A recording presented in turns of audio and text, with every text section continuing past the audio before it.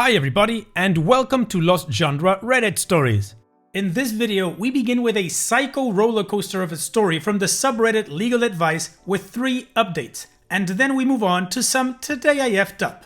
So like always, if you want to move around the video, you can always use the timestamps right below it. Now, let's get started with the first story. This post is from the subreddit Legal Advice, and it's by user Zizerbitch. Nevada. Roommate cut my hair without my consent. Ended up cutting herself and is threatening to call the police on me.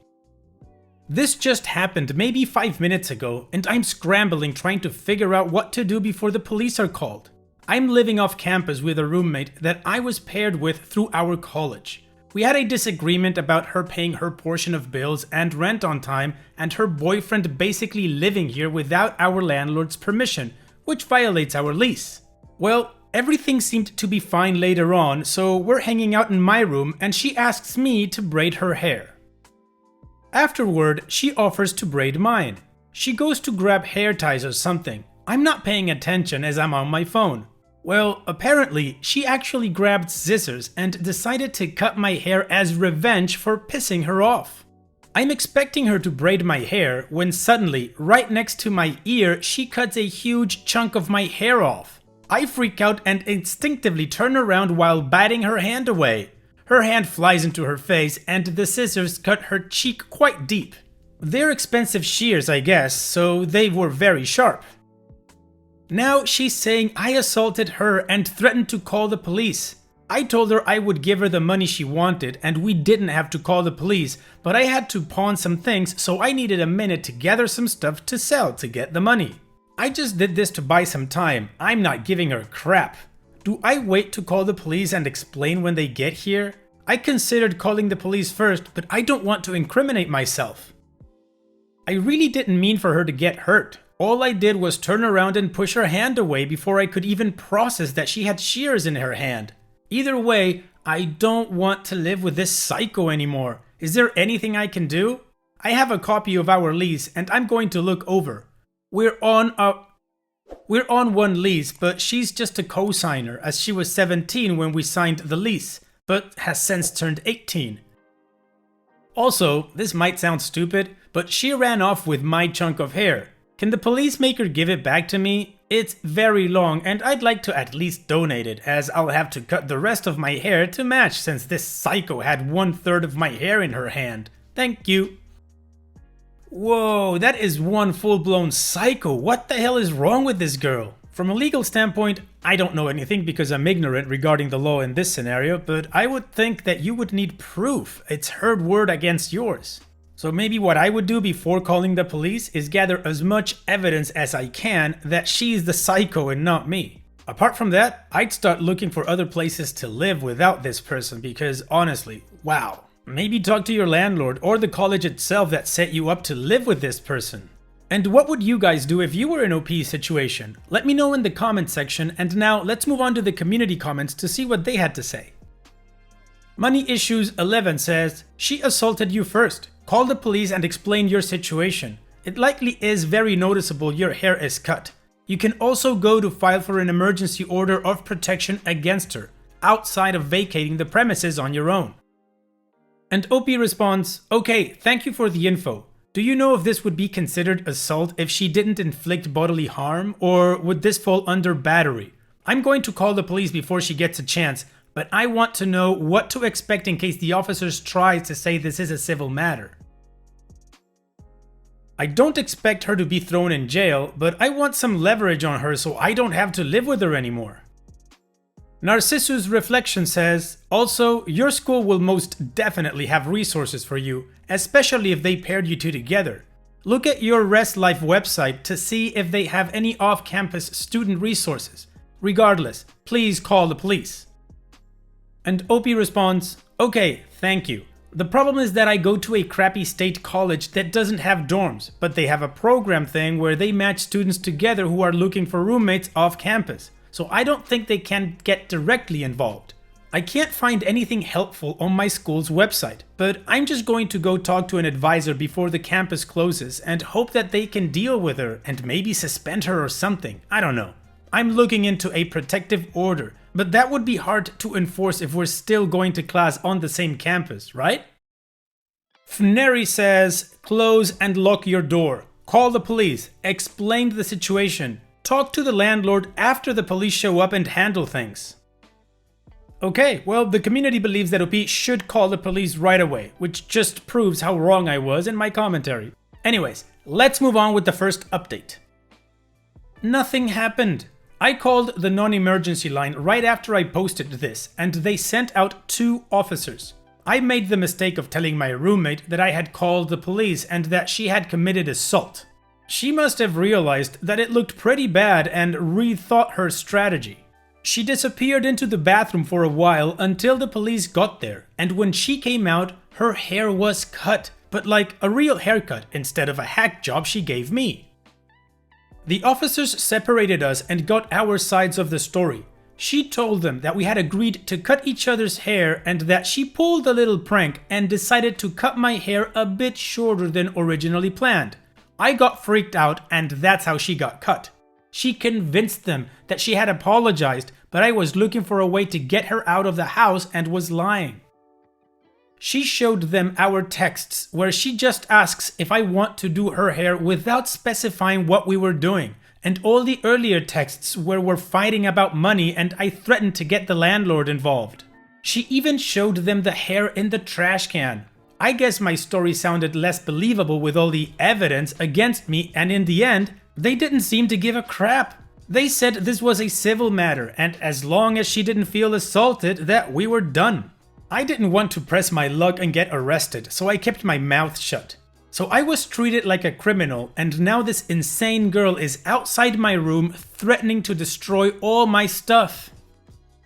I recorded some of her rampages through the door, and I'm collecting any messages that sound even remotely threatening that she and her boyfriend have sent me. I'm taking pictures of all my stuff in case she destroys my property. The office for the apartment just closed, so I can't go to my landlord till tomorrow, and I don't have any way to contact him directly. What the hell do I do now? Can I go to the police station and file a report even though the police just came here and decided to believe her? Wow, this girl really amped up her game, man. She is a true psycho. But yeah, OP, I would now go to the police. You have her recorded and you have the messages. You can at least prove that she's harassing you. Maybe that can help put up a restraining order or something and get her out of the apartment. Anyways, let's move on to the next update to see what happened after this.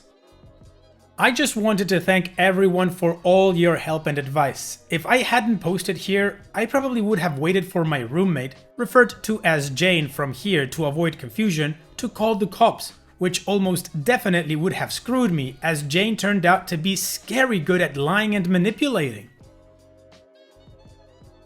So yesterday I got off Reddit and got to collecting evidence and making a script, so I knew exactly what to say when I went to talk to the police again. My neighbor that we share a wall with came over after hearing Jane flipping out, and I explained everything. A neighbor offered to watch my cat and said she'd call me if it seemed like Jane was going to do anything crazy while I went to the station. I packed all my most valuable things in my car, took pictures of everything else, and then recorded a quick video of me telling Jane that I was going out and she did not have permission to go in my room or touch my things, just in case she wrecked something and said I did it or something. I don't know. I told the police about everything and brought my copy of the police report. Showed them harassing messages Jane had sent me in the past. Messages proving we often braid each other's hair. Probably unnecessary, but I was trying to prove that I agreed to let her braid my hair and I'd never let her cut it. And prove that I'm a cosmetology student, freelance makeup artist, and occasional hair model. So I would never let someone who isn't trained cut my hair. And it's an important part of my job/hobby. The officers I spoke to this time surprisingly took me seriously. But before I could even finish talking to them, my neighbor texts me a video of Jane tossing my open train case onto the corner and stomping on some of my very expensive makeup as it falls out. I'm an idiot and forget the one thing that is important to my livelihood right now in the bathroom. But I was in a hurry and grabbed my personal makeup without thinking. Details aside, crazy bitch tossed out thousands of dollars worth of my property. 2 new officers escorted me back to my apartment, and when we got there, Jane immediately turned on the waterworks. Surprisingly, she was cooperative and left with one officer to talk at the station. I guess while the other helped me scare away the vultures trying to steal my makeup off the street and bring it inside. I noticed my prescribed Wellbutrin and Xanax bottles were missing from the bathroom. I know, a stupid place to keep them, but who the hell steals Wellbutrin? And the officer said they would question her. So I didn't hear anything after that. But this morning, I looked at the public records for my county and saw Jane's mugshot with charges for assault with a deadly weapon and malicious mischief. I guess she had been booked last night, but I checked Facebook a bit ago and Jane had posted a truly classy selfie, middle finger and all. So does that mean she posted bail? Anyways, I brought all this info and the police reports to my landlord this morning and he pretty much told me tough crap. He said that I still need to have the full rent payment, and that if Jane wouldn't willingly move out, he couldn't evict her without evicting me too, since we're on one lease. Do I just need to pay for everything and then sue her in small claims court? What do I do about all my damaged cosmetics? The police are aware of Jane damaging my stuff, but I haven't heard anything back. I'm totally lost as to what happens now. Will this go to court and will I need to attend? Are the police going to get back to me as to what I'd need to do next? They took my statement, but that's it. The good news is that she isn't allowed on campus at the college we both go until this is settled, and if she returns, I'll transfer to another campus nearby. Also, she hasn't attempted to come back to the apartment, and if she does, I have a friend here with me. My landlord said I have to let Jane in if she returns though, even if I get a protective order. That sounds like BS, and I have an appointment on Monday to talk to a lawyer who will hopefully help me figure out what to do next. I'd like for it to be sooner, but it's free legal consultation through my college, so I guess they're busy? Anyways, sorry to ramble, I'm just not sure what to expect until I can speak with a lawyer. Okay, good, at least the police are involved now and they are on OP's side. So let's move on to the final update to see how this whole story concludes. I wanted to thank everyone for all the responses to my first 2 posts. It helped me a lot, especially to the people who advised me to be proactive and persistent in contacting the police, and to the person who mentioned renter's insurance, which I didn't even realize I had. Thanks, Dad. So everything happened much quicker than I anticipated, and it's all pretty much settled. Also, I'm not sure how much detail I should give since this all just happened, but Jane took a plea bargain. Not sure if this is the correct terminology, and pled guilty to misdemeanor assault and destruction of property. I am a bit upset that she pretty much got a slap on the wrist with the sentence and fine she received, but I suppose it's worth it because she cooperated in breaking our lease. I filed for a restraining order against her and filed a claim with my insurance company for my damaged and stolen makeup, which was thankfully covered by my renter's insurance. Jane's parents moved all of her stuff out of the apartment yesterday and gave me a little money to cover her portion of the rent that she owes me. It wasn't nearly enough, but they seem like surprisingly nice people and I feel bad they have to deal with such a nutcase of a daughter. I found a new roommate and we're signing a new lease this week. So aside from being flat effing broke now and getting an unwanted haircut, everything turned out alright. Woof, OP, it's a good thing that she's out of your life. Wow, that was a roller coaster, damn. Anyways, thanks for sharing, OP, and here's to hoping that your new roommate isn't a psycho like Jane. Yikes. And now, let's move on to the next post. This post is from the subreddit Today I F'd Up, and it's by user OnwardTogether83. Today I F'd up by introducing my widower dad to my husband's single mom. Obligatory, didn't happen today. My husband and I have been married for 5.5 years now.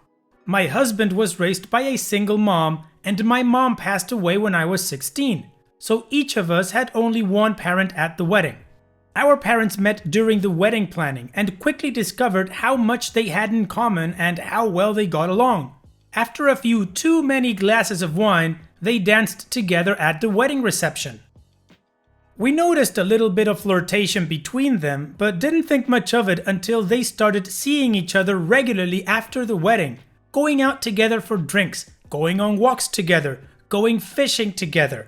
Even though it was a little weird for us that our parents were ambiguously and later officially dating each other, we truly didn't care because they just seemed so happy.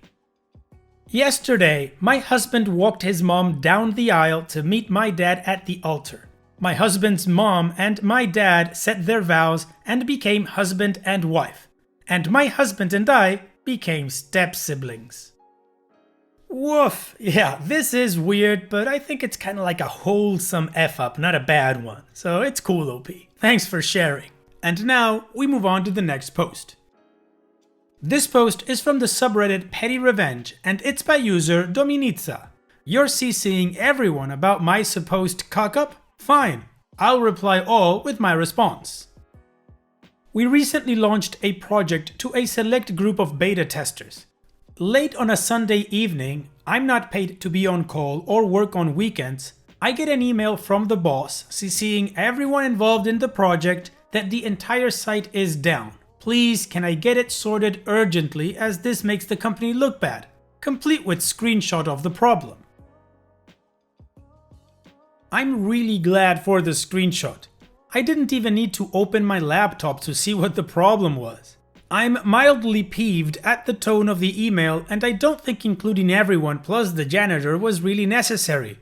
So I reply all to all, saying that the reason the boss is getting that error is because he has typed the wrong website into his browser.